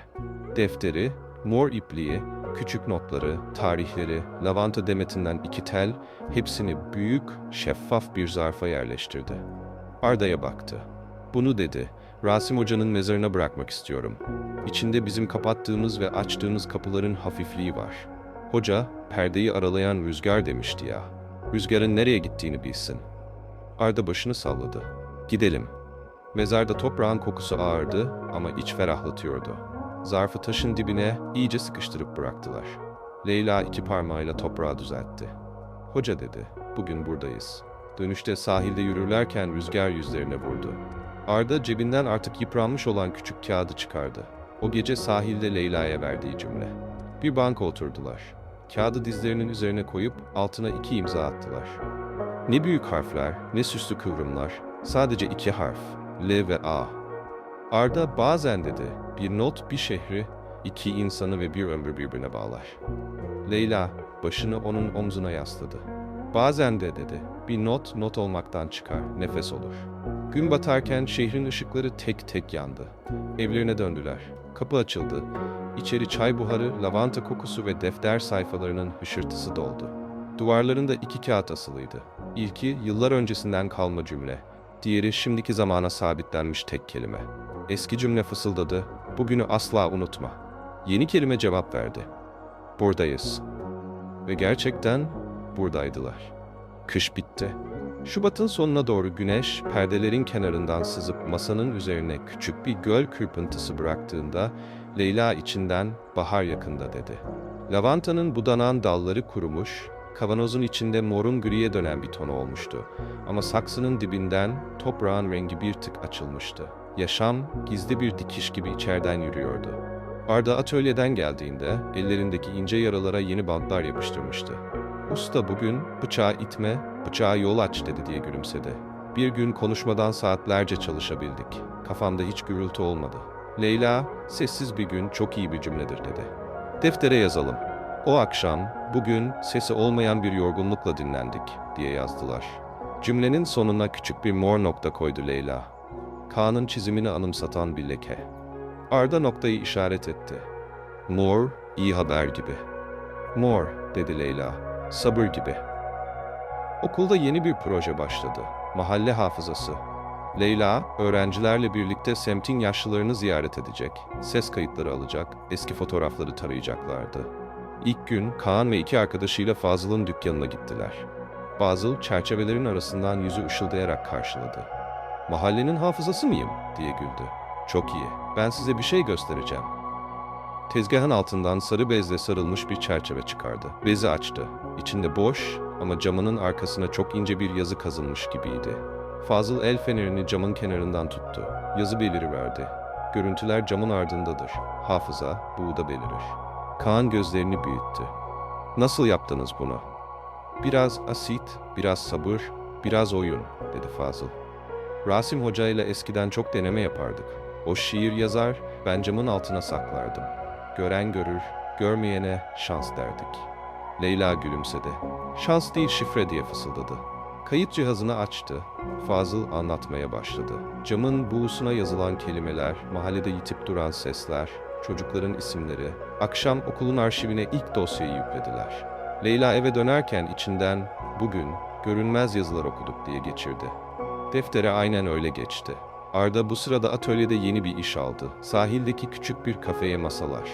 "Ahşap meşe, yüzeyi zımparalayıp doğal yağla besleyeceğiz," dedi. Her masaya köşeden bir işaret nokta. "Neden nokta?" diye sordu Leyla. "Cümlenin olduğu yer belli olsun," dedi Arda. "Herkes kendi cümlesini orada kurar." Bir akşam birlikte kafeye gidip ilk masayı taşıdılar. Sahil sessizdi. Kafenin sahibi orta yaşlarında, çenesinde uzunca benekli sakallı biriydi. "Adını siz koyun," dedi masaya dokunurken. Leyla sanki çoktan bulmuş gibi cevap verdi. "Bugün." Sahildeki bugün masaları kısa sürede mahallede bir konu oldu. İnsanlar masanın köşesindeki noktayı görünce bardağın kenarına, peçetenin üstüne, bazen masanın altına minicik notlar yazmaya başladılar. "Bugün balıklar daha yüksekte sıçradı." "Bugün annem erken uyudu." "Bugün birini affetmeye karar verdim." Kafenin sahibi gün sonunda bu peçeteleri toplayıp kavanoza biriktiriyordu. Kapının yanına küçük bir tabela astı. "Bugünler birikiyor." Bir akşamüstü Elif çamaşırhanenin önünde ipteki beyaz çarşafların rüzgarla şiştiği saatlerde Leyla'yı aradı. "Müsait misin? Sana bir şey göstereceğim." Gittiklerinde Elif arka bölümde duvara mandallarla tutturduğu siyah beyaz fotoğrafları işaret etti. "Bunlar kayıp eşyaların sahipleri değil," dedi. "Bunlar bulunmuş hayatlar." Fotoğraflarda liman işçileri, ev kadınları, bakkalın çırağı, mahalle bekçisi, her birinin altına Elif kendi el yazısıyla birer cümle yazmıştı. Bir kere daha denedi. Bugün diyebildi. Tamak harfleriyle güldü. Arda fotoğrafların önünde uzun süre durdu. Sen kendi notunu yazmışsın dedi. Elif rüzgar okusun diye gülümsedi. Şimdi bir de bunu asacağım. Cebinden küçük, mor bir iplik çıkardı. Sizin düğümden ilham aldım. Duvarın ortasına mor ipliğe bağlanmış minik bir kağıt astı. Bugün temiz bir sayfa. Leyla'nın gözleri doldu. İyi ki varsın dedi. Elif omuz silkti. İyi ki bugün var. Bir pazar sabahı kapının altından sarı bir zarf süzüldü. Üstünde abi ve Leyla ablaya yazıyordu. Baran'dan. Zarfın içinden kareli defter kağıdına yazılmış kısa bir mektup çıktı. Abi, usta bugün bana anahtarı bıraktı. Geç geleceğim, kapıyı kapat dedi. Ben kapıyı kapatırken bir zamanlar açtığımız kapıları düşündüm. Leyla abla sizin bugün masalarından birine oturdum. Köşedeki noktaya baktım. Peçeteye bugün abim için gururluyum yazdım. Mor ipliğin bir parçasını bana da verir misiniz? Düğüm değil, bağ olsun diye. Beyarda mektubu okurken burnunun içi sızladı. Leyla çekmeceden, nikah gününden artan mor ipliğin küçük bir parçasını çıkarıp minik bir zarfın içine koydu. Arda, zarfın üzerine kocaman bir B yazdı. Bu dedi, kardeşliğin rengi. Aynı gün Fazıl dükkanın kapısına çırak aranır, öğrenmeye yazan bir kağıt astı. Ertesi hafta Kaan okul çıkışı Fazıl'a gidip cam kesmeyi izlemeye başladı. Kibrit kutusu kadar cam parçasının kenarına minik harfler kazıyordu. Ne yazdın diye sordu Fazıl. Kaan bugün dedi ama görünmez olsun. Fazıl güldü. Cam görünüp görünmemeyi iyi bilir. Baharın tam ortasında telefon bir akşamüstü çaldı. Numara gizliydi. Arda açmadı. İkinci kez çaldı, üçüncü kez. Leyla başıyla aç dedi. Arda, alo. Karşıdaki ses masadaki adamın değil, başka birinin, daha pütürlü, daha aceleci bir ses. Sen hala buradasın demek. Bize bugün diye masalar yapmışsın ha? Sanki gülüyordu. Sana küçük bir hatırlatma. Unutmamış olalım. Arda sakin kaldı. Ne istiyorsunuz? Bir şey istemiyoruz dedi ses. Sadece bil, şehir küçük, deniz açık. Bizim de bugünlerimiz var. Arda telefonu masaya bıraktı. Leyla gözlerine baktı. Korku değil, sükunet vardı. Polise verelim dedi Leyla. Elif'e söyleyelim dedi Arda. Sözlerin izi bazen sözde kalmaz. Elif numarayı aldı, bir şey demedi. 3 gün sonra çamaşırhanede hat kapandı dedi. Ses olmaktan çıktı. Bazı gölgeler güneşi sevmez. İyi. Leyla derin bir nefes aldı. Bitti mi? Elif başını yana eğdi. Hiçbir şey bütünüyle bitmez. Ama siz artık gölgeyi tanıyorsunuz. Tanıyınca ürkütmez. Gölgeler ışığın varlığını kanıtlar. O gece deftere yazdılar. Bugün gölge ışığın ispatı oldu. Okulda dönem sonu yaklaştı. Öğrenciler mahalle hafızası projesinin sunumunu hazırladılar. Veliler geldi, küçük bir salon doldu. Kaan sahneye çıkıp mikrofona eğildi. Kapı çalınca kapı açılmak ister. Ben çaldım. Ekranda Fazıl'ın cümleleri, camın ardındaki yazı göründü. Salon bir an sessizleşti, sonra uzun uzun alkışladı. Atölyede usta bir gün Arda'ya köşedeki tabureyi gösterdi. Otur dedi.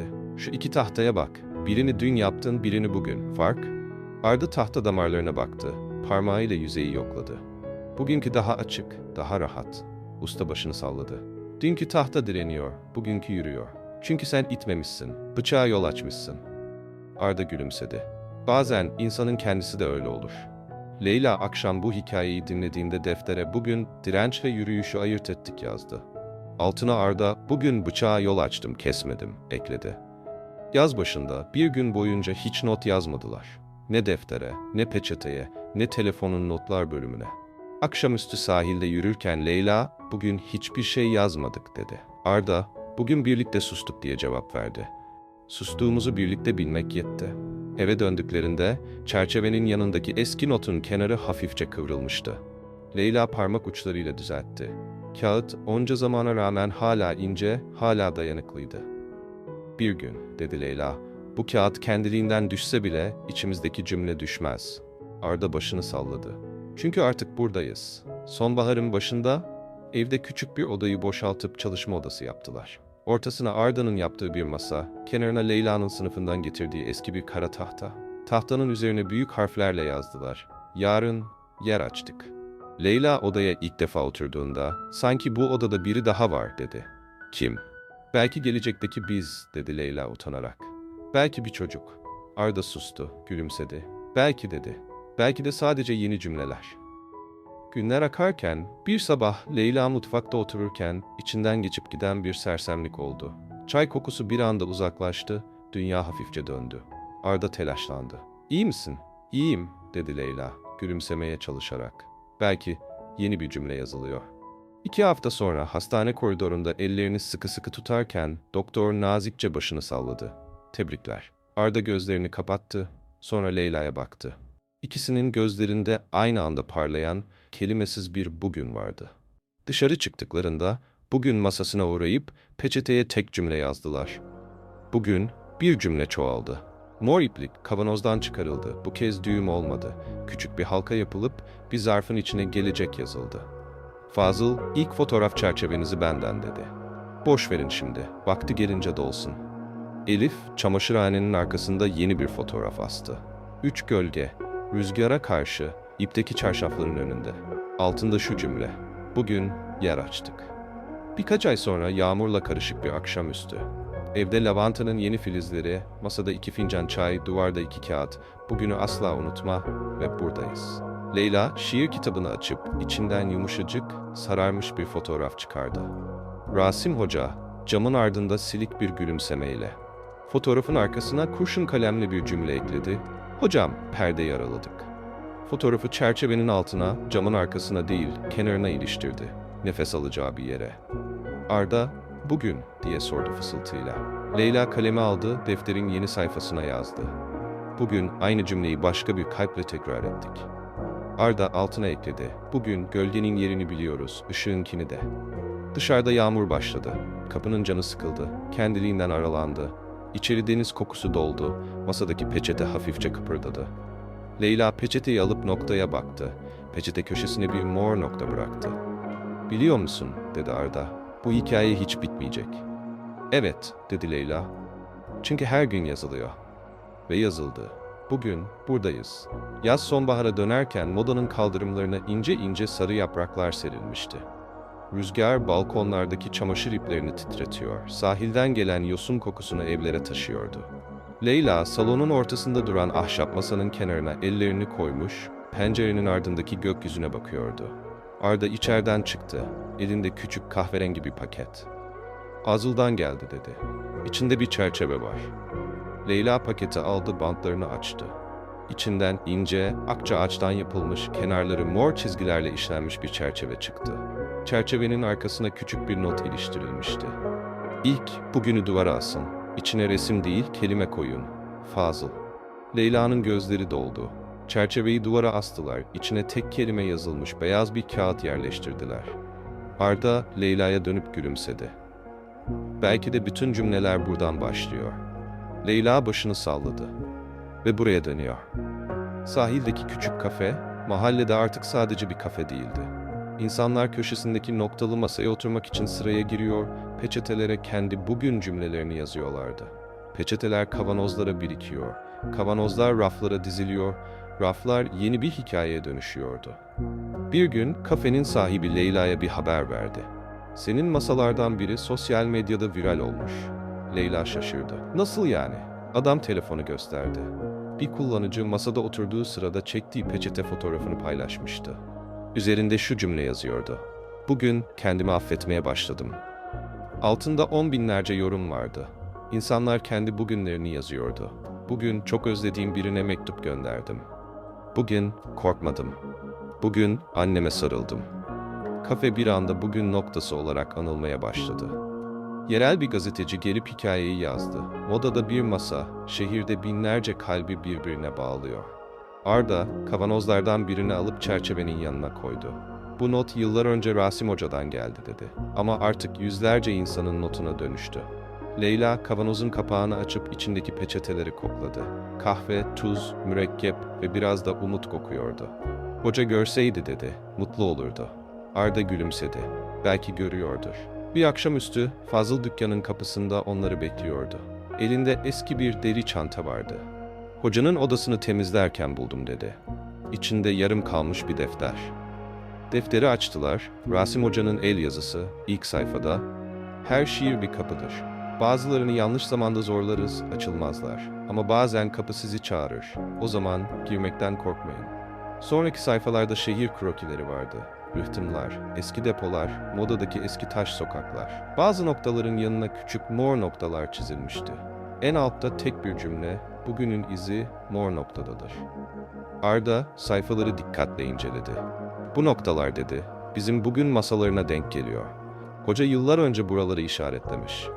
Leyla'nın gözleri parladı. Belki hoca bu hikayeyi bizden çok önce başlattı. Defteri eve götürdüler. O gece eski notu şiir kitabından çıkarıp Rasim Hoca'nın defterinin arasına koydular. İki zaman tek sayfada buluştu. Leyla, hocanın sesi hala bu sayfalarda dedi. Belki bu yüzden hala buradayız. Aylar geçti.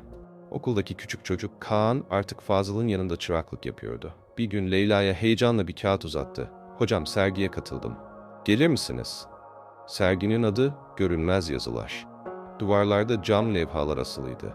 Buğulandırıldığında cümleler ortaya çıkıyordu. Her bir camın köşesinde mor bir nokta vardı. Kaan ziyaretçilere küçük bir sprey şişesi veriyor, camı buğulamalarını istiyordu. Buğulandığında kelimeler beliriyordu. Bugün kapı açıldı. Bugün babamla barıştım. Bugün beklemekten vazgeçtim. Gazeteciler haberi yaptı. Sosyal medyada paylaşıldı. Kaan'ın adı bir anda duyuldu. Leyla köşede izlerken gözlerinden yaşlar aktı. Yanında Arda vardı. Sessizce Leyla'nın elini tuttu. Bu, dedi Arda, bir notun binlerce kalbe dönüştüğü an. Leyla fısıldadı. Bir cümleyle başladı. Arda başını salladı ve hala devam ediyor. O yılın sonunda Leyla ve Arda'nın çocukları doğdu. Küçük bir kız. İsmini uzun süre düşündüler. Sonunda karar verdiler. Mira. Leyla'nın açıklaması basitti. Mira hem bakış demek hem mucize. İkisi de bizde var. Mira'nın beşiğinin kenarına nikah gününden kalan mor ipliğin küçük bir parçasını bağladılar. Arda ipliği düğümlemedi, sadece nazikçe doladı. Bu dedi, bir bağ olacak, yük değil. Geceleri Leyla Mira'yı uyuturken şiir kitabındaki eski notu sesli okudu. Bugünü asla unutma, tekrar görüşeceğiz. Arda her defasında aynı cevabı fısıldadı. Görüştük ve şimdi buradayız. Yıllar sonra Mira 8 yaşına geldiğinde bir gün okuldaki arkadaşına bir not yazdı. Leyla çantasını toplarken buldu. Küçük bir kağıt parçasıydı. Köşesinde mor bir leke vardı. Üzerinde şunlar yazıyordu. Bugün annemle babam çok güldü. Onlar gülünce evde gülüyor. Leyla kağıdı okurken gözleri doldu. Arda omzunun üzerinden baktı ve sessizce kağıdı aldı. Duvardaki çerçevenin yanına iliştirdi. Yıllar boyunca biriken tüm notların yanında yeni bir not daha. Evde sessizlik vardı ama iyi türden bir sessizlikti. Rüzgar camı hafifçe titretti. Lavanta kokusu içeri doldu. Mutfaktaki defterin üzerinde ince bir ışık vardı. Leyla kalemi aldı, yeni bir sayfa açtı. Mira'nın notunu deftere yapıştırdı ve altına küçük bir tarih düştü.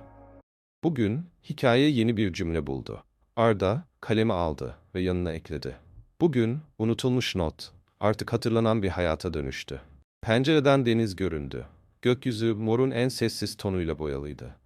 Ve böylece yıllar önce bir kutunun içinde bulunan küçük bir not, bir şehri, iki kalbi ve binlerce bugünü birbirine bağladı. Hiçbir not gerçekten unutulmaz. Ve bazı cümleler bir ömür sürer. Bugünü asla unutma, tekrar görüşeceğiz. Leyla fısıldadı ve şimdi hep buradayız.